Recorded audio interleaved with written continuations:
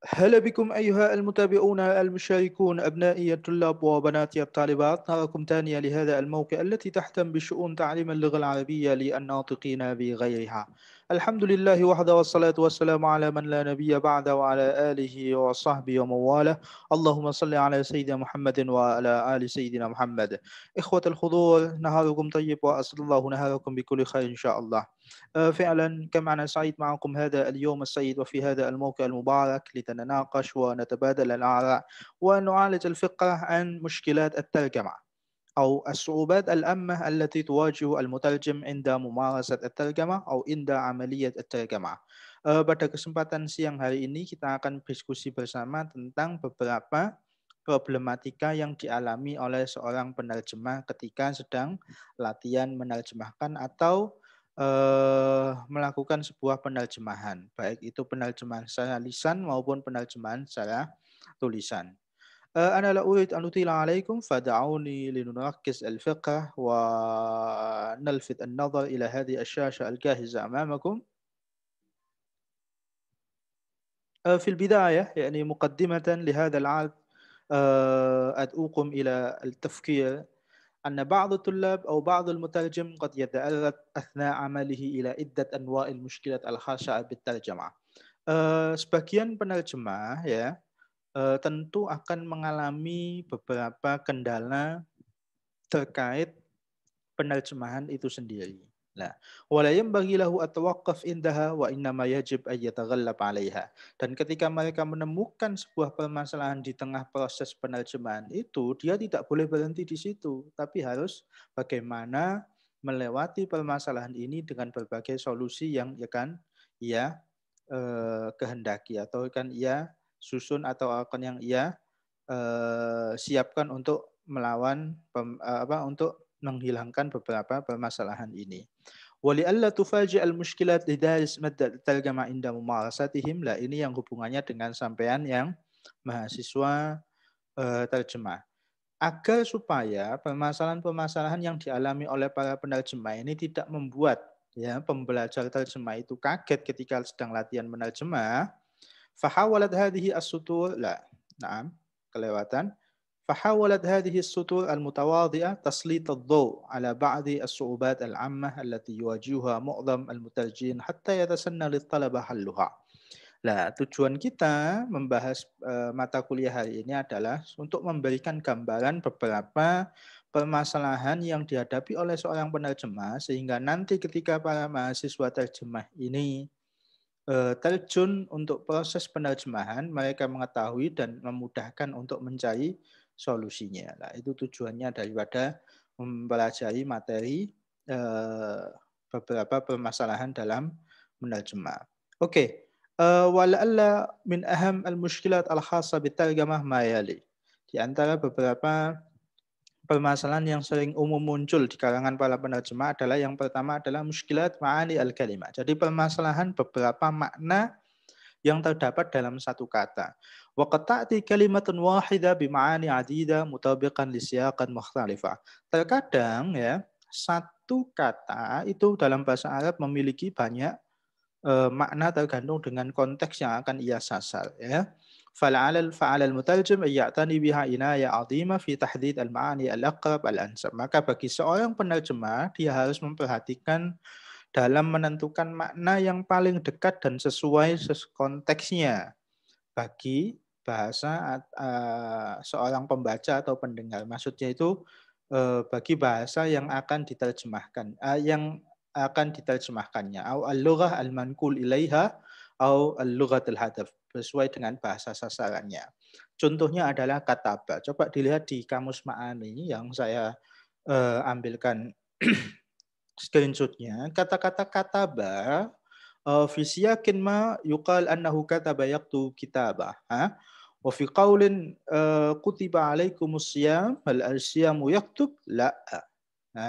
Tapi fi siyak hakadha tufidu kataba makna ajaba yajibu au alzama yulzimu wa ma ila dhalika. Mathalan kalimatu jami'ah wa kalimatu jami' wa ma kalimatu diwan. Diwan fi siyaqil madrasah yuqal annahu maktab, sah? Naam. Amma fi diwan fil adab yuqal annahu min dawawin atau artinya arsip atau kumpulan beberapa karya yang dimiliki oleh seseorang. Diwanul Imam Syafi'i, Diwanul Mutanabbi, dan lain sebagainya. Itu dari satu kata saja, kataba misalnya. Memiliki beberapa makna. Sebenarnya banyak, tapi ini saya ambilkan yang sedikit. Nah, jadi seorang penerjemah solusinya harus memilih makna yang paling dekat dan sesuai dengan konteks bahasa yang dituju. Wathani ala wa huwa mushkilat ma'ani al-kalimah. Ini salah ya. Bukan muskilat ma'anil kalimat, tapi muskilatul qawaid al-lughawiyah. Jadi permasalahan kaidah berbahasa. Itu topiknya salah. Yang benar adalah muskilatul qawaid al-lughawiyah. Permasalahan kaidah dalam bahasa. Likulli lughah qawaiduha al-khassah tatamayyaz biha an ghayriha. Jadi setiap bahasa itu pasti punya tata bahasa tersendiri yang berbeda dengan tata bahasa yang lain. ومثال ذلك كثيرا ما نجدها في موقع الفاعل عند اللغة العربية والإندونيسية ya. Contoh gampangnya adalah ketika kita melihat posisi fa'il atau subjek dalam bahasa Indonesia, dalam bahasa Arab dan bahasa Arab, ketika berada dalam sebuah kalimat itu kan sering kita menemukan perbedaan. Misalnya bahasa Indonesia sering didahului oleh subjek, tapi dalam bahasa Arab sering didahului oleh verb. Nah, itu salah satu contohnya. Yujad naw'ani fi tahdidil ma'ani. Jadi ada dua macam dalam menentukan makna tersebut ya. Wahuma dalalin mu'jami wasiyakin amali. Jadi ada makna dalalah dan ada makna kontekstual. Ada makna tekstual dan makna kontekstual. Biasanya permasalahan tentang kaidah ini mengerucut pada 4 hal. Wa yatakhallas ahammu hadzal naw' minal mushkilah ila arba'at umur. Dan ada 4 hal. Yang pertama adalah bagaimana menyusun sebuah kalimat litusbiha jumlah, menyusun kata menjadi sebuah kalimat. Wa qad tarjamat al-jumlah al-fi'liyah fil lughah al-indonesia tabda' bil fa'il aw bil aqs wa ma ila dzalika. Misalnya, seperti contohnya tadi ya, posisi fa'il dalam bahasa Arab dan posisi fa'il atau padik subjek dalam bahasa Indonesia. Tarkib al-kalimah litusbiha faqar. Jadi menyusun sebuah kalimat menjadi sebuah paragraf. Ahruful atfi wal jar. Bagaimana penggunaan huruf jar kita saling bercampur aduk ya. Pokoknya maknanya fi, jadi di, kita bisa pakai bi dan lain sebagainya. Biasanya ada kata-kata dalam bahasa Arab yang dia wajib berpreposisi dan ada yang boleh dan tidak berposisi dan ada yang tidak harus pakai preposisi. Nah, maka itu harus tepat mengucapkannya. Yang keempat adalah al-ibar dan itu akan kita bahas sendiri untuk poin yang keempat. Ya. Selanjutnya adalah muskilat al-asalib. Jadi permasalahan yang terkait dengan uslub atau gaya bahasa. Waqad tustafad al-asalib litu'abbir al-mawaqif al-khassa misla ta'ajjub. Misalnya uslub-uslub yang berkaitan dengan kagum, sumpah, bertanya, atau al-khasa'is bainal mutakallim wal mukhatab, wat tabaqat wa naw'iyatiha wal wasail wa ma ila dzalika. Biasanya yang ya, permasalahan asalib ini laha irtibat watida ma'al bi'a wal jughrafiyyah, punya ikatan atau keterkaitan kuat dengan lingkungan atau tempat geografi di mana seseorang itu tinggal. Nah, misalnya contohnya adalah kata-kata wallahi fil qasam. قد يستفيد الإنسان بقول والله وفي قول آخر أقسم بالله. Ada yang uslubun nida, uslubul amr, uslub at-ta'ajjub, uslubun naf. Hal kalimatun naf daiman tu'abbir biqaulillah atau biqaulillah. Apakah setiap kata yang bermakna negatif itu selalu menggunakan la dan lam?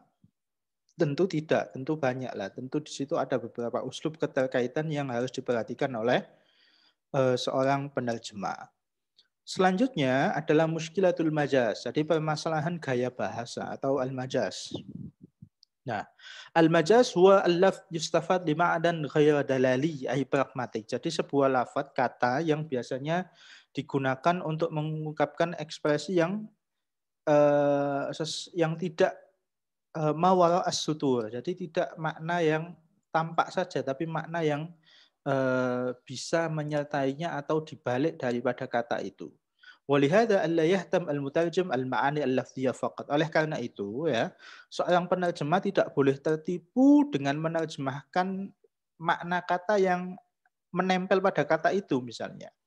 Tapi harus qad faqad yuaddi dzalika ila al-mafhum al-khati' lil murad. Karena kalau kita memahami secara luarnya saja itu akan bisa menimbulkan kesalahpahaman bagi para pembaca atau para pendengarnya. Contohnya ya, misalnya ana la arahu maujudan huna atau saya tidak mencium baunya di sini.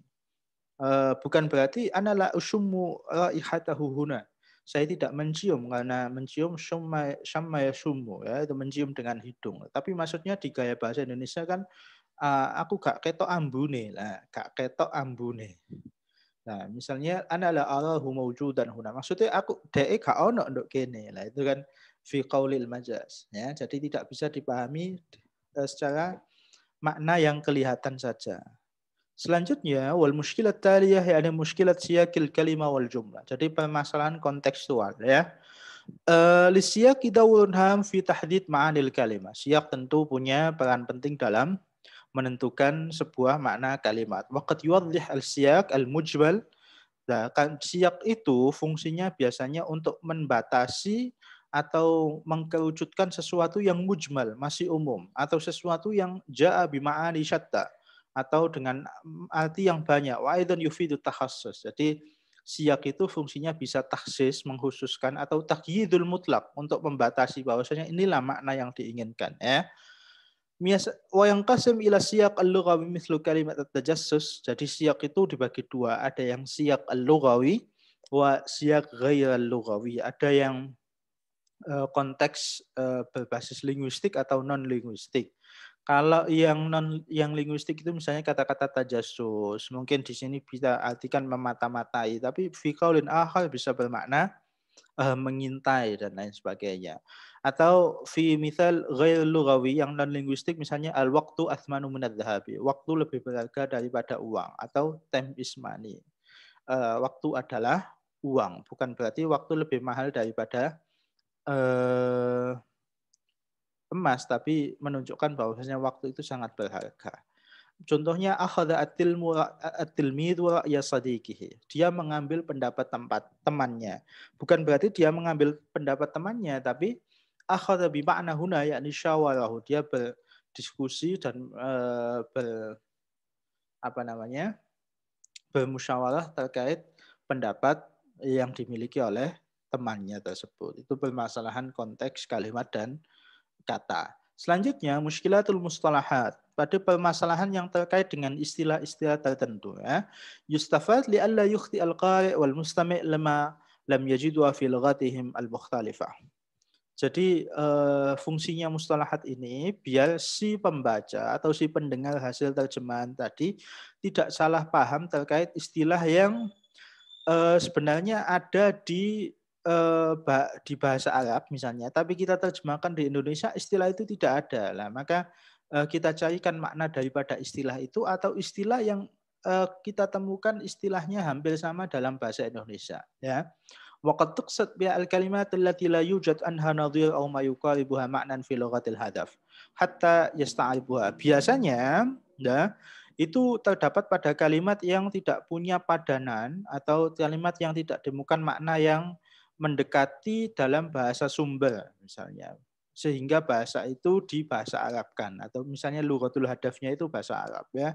Misalnya dari bahasa Inggris diterjemahkan ke bahasa Arab. Al-Arab bahasa Inggrisnya misalnya internet. Al-Arab yaqul syabaka dauliyah, sah? Istilahnya syabaka dauliyah.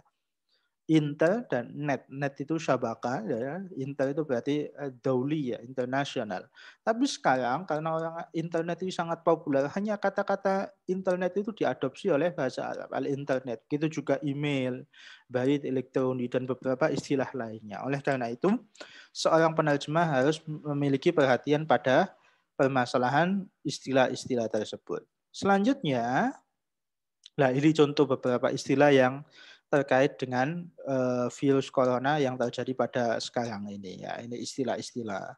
Ada al-masafa al-istimaiyah, al-hajar as-sikhi al-dhati, karantina mandiri, ada al-hajar al-manzili atau karantina di rumah, dan lain sebagainya. Nah, ini contoh beberapa istilah yang terkait dengan virus corona.